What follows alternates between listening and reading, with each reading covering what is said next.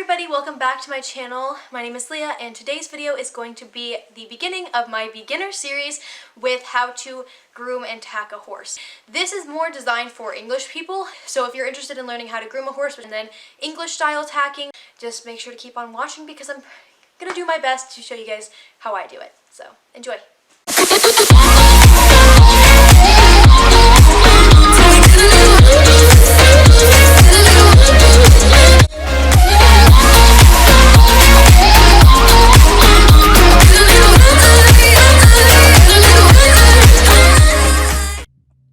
Alright you guys, so I started this day off by rinsing her legs off because they were covered in wet mud. If you have dry mud, you can always just brush it off, but when you have wet mud, it's really hard to get it off without using water. So what I was just doing there was making sure the temperature wasn't too warm and not too cold, and I just rinsed her feet off. I always keep a nice clean stack of towels in my locker for these situations so that way I can dry up her feet.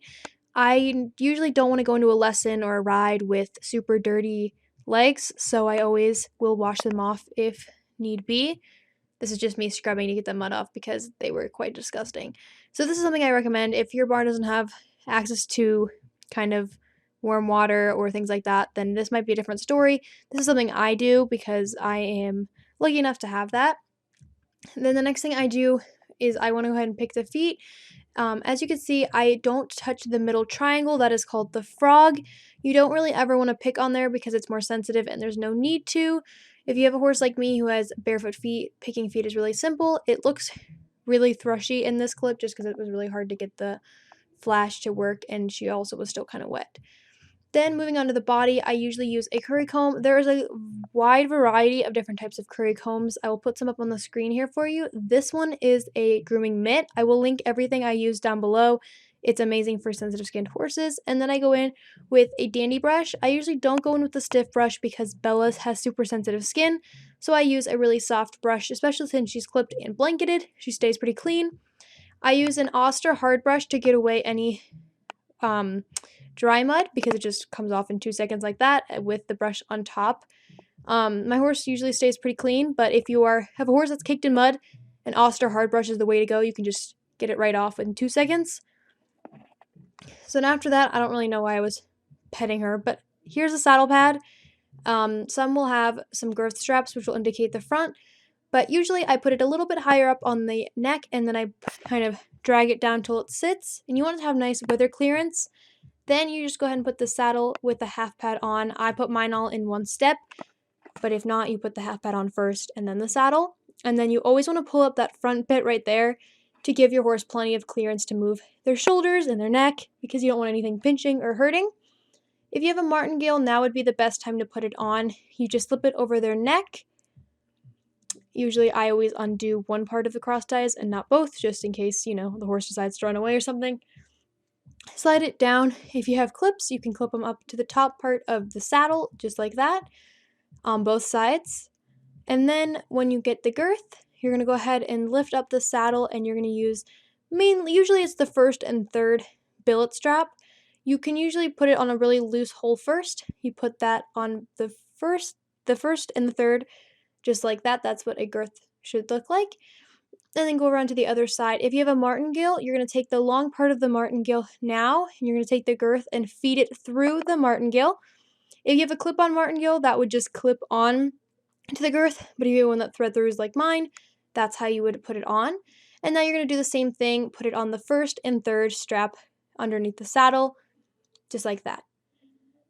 Now I'm going to go ahead and show you how to put the reins on a running martingale. So you're going to go ahead and take one rein through one of the loops, and then you're going to put the other rein through the other loop.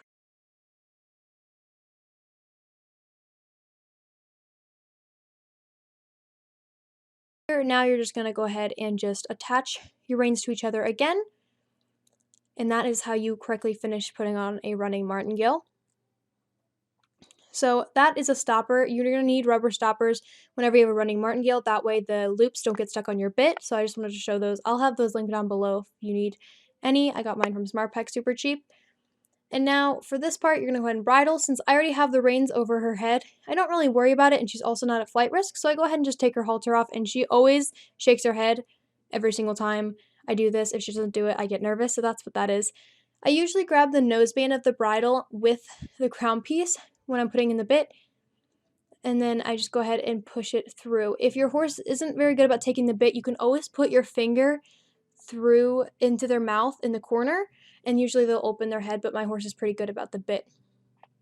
So you're going to go ahead and take the noseband and you're going to put it behind the other strap so it's nice and tucked in. Every horse has different how tight you need the noseband. Bella's I like to put nice and loose to give her plenty of room because she doesn't really need a tight noseband, but with some horses you're going to need one. So here's me showing how loose I put mine.